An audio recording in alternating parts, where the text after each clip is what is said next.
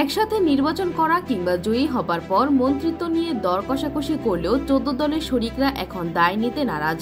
তাদের দাবি, বৈষম্য বিরোধী ছাত্র আন্দোলন ঠেকাতে সকল সিদ্ধান্ত হাসিনা একাই নিতেন। এক্ষেত্রে তাদের মত গুরুত্ব সহকারে নেওয়া হতো না। ছাত্রদের প্রাণহানির দায় না নিয়ে অনেক দল এখন আওয়ামী লীগ জোট থেকে বের হয়ে যেতে চাইছে। তাদের দাবি, ছাত্রদের প্রাণ নেওয়ার পুরো দায় শেখ হাসিনার। 5 আগস্ট সরকার প্রধানের পদ থেকে পদত্যাগের পর আওয়ামী লীগ সভাপতি শেখ হাসিনা দেশ ছাড়েন। এরপর দলটির প্রায় সব পর্যায়ের নেতারা আত্মগোপনে চলে যান। প্রায় সব নেতা মোবাইল বন্ধ করে রাখেন।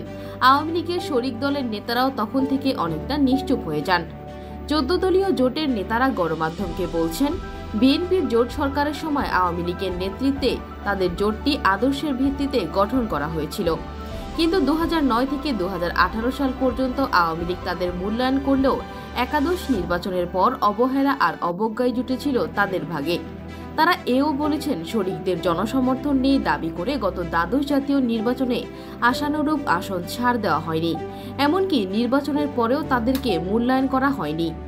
বৈষম্য বিরোধী ছাত্র আন্দোলন শুরু থেকে আলোচনার মাধ্যমে সমাধানের আহ্বানেও আওয়ামী লীগ তাদের কোনো কথাই শুনেনি। তাই তারা দলটির কর্মকাণ্ডের দায় নেবে না। ছাত্রদের এই আন্দোলনে প্রাণহানির সংখ্যাকে ব্যাপক হারে প্রাণনাশের সঙ্গে তুলনা করে বিচারের দাবি ওঠায় জোট প্রধান শেখ হাসিনাকে অভিযুক্ত করে মামলা হয়েছে। 14 দলের শরিকদের অভিযুক্ত করেও মামলা দায়ের হয়েছে। সরকার থাকাকালীন অনিয়ম দুর্নীতির অভিযোগের তীর যেমন আওয়ামী লীগের দিকে ছুটছে, তেমনি 14 দলের শরিকরাও এর দায় এড়াতে পারে না। কিন্তু 14 দলের শরিকরা পুরো দায় চাপিয়েছে আওয়ামী লীগের ওপর। জোট নেতাদের দাবি, ছাত্রদের মনোভাব বুঝতে পুরোপুরি ব্যর্থ হয়েছে আওয়ামী লীগ। ছাত্রদের সঙ্গে আলোচনার বিষয়ে 14 দলের পরামর্শ গুরুত্ব সহকারে নেওয়া হয়নি। এমনকি যা করার একক সিদ্ধান্তে আওয়ামী লীগ ও সভাপতি শেখ হাসিনা করেছেন।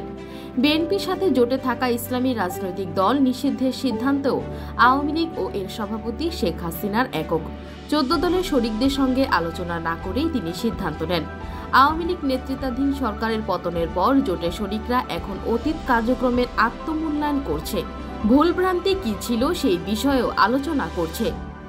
এ বিষয়ে সাম্যবাদী দলের সম্পাদক দিলীপ বড়ুয়া সংবাদ মাধ্যমকে বলেন, যদি আওয়ামী লীগের কোনো দোষ থাকে তবে তো জোটের নেতারা সে বিষয়ে কথা বলবেই। আমাদেরও তো গুরুত্ব কম ছিল। কিন্তু এই যে দুঃসময়, এখন নেতারা কোথায়? হাইব্রিড দিয়ে দল ভর্তি করেছিলেন, তারা এখন কোথায়? আমরা সার্বিক বিষয়ে মূল্যায়ন করছি। জানা যায়, উদ্ভূত পরিস্থিতিতে জোটের নেতারা আওয়ামী লীগের সভাপতি শেখ হাসিনাকে দোষারোপের পাশাপাশি জোট ছেড়ে যাওয়ার পরিকল্পনা করছে। যদিও আনুষ্ঠানিকভাবে কোনো শরিক দল ছাড়ার ঘোষণা করেনি। জোটের বন্ধন যে নড়বড়ে তা গত জাতীয় নির্বাচনের সময় পরিলক্ষিত হয়। আওয়ামী লীগ আসন ভাগাভাগি নিয়ে 14 দলের সঙ্গে বিমাতা সুলভ আচরণ করে। এমনকি আওয়ামী লীগের নেতাদের অসহযোগিতার কারণে ছেড়ে দেওয়া আসন জোটের গুরুত্বপূর্ণ নেতারাও নির্বাচনে পরাজিত হন। বারবার জোটের শরিকরা শেখ হাসিনাকে বোঝানোর চেষ্টা করলেও তিনি শোনেননি, বরং সিদ্ধান্ত চাপিয়ে দেওয়া হয়েছে দাবি করে বাংলাদেশ তরিকত ফেডারেশনের চেয়ারম্যান নজিবুল বশর মাইজে ভান্ডারী বললেন, এই প্রাণনাশের দায় আমরা নেব না। বিভিন্ন আন্দোলনের সময় আমাদেরকে ঢাল হিসেবে ব্যবহার করা হয়েছে। বিএনপির সাথে জোটে থাকা ইসলামী রাজনৈতিক দলের রাজনীতি নিষিদ্ধের সিদ্ধান্তও আমাদের ওপর চাপিয়ে দেওয়া হয়েছে। জোটের আর কোনো অস্তিত্বই নেই। বিবেকের তাড়নায় তিনি আরো বলেছেন, এত প্রাণনাশের দায় নিয়ে অন্য কেউ জোটে থাকলে থাকতে পারে, তবে তারা থাকবেন না।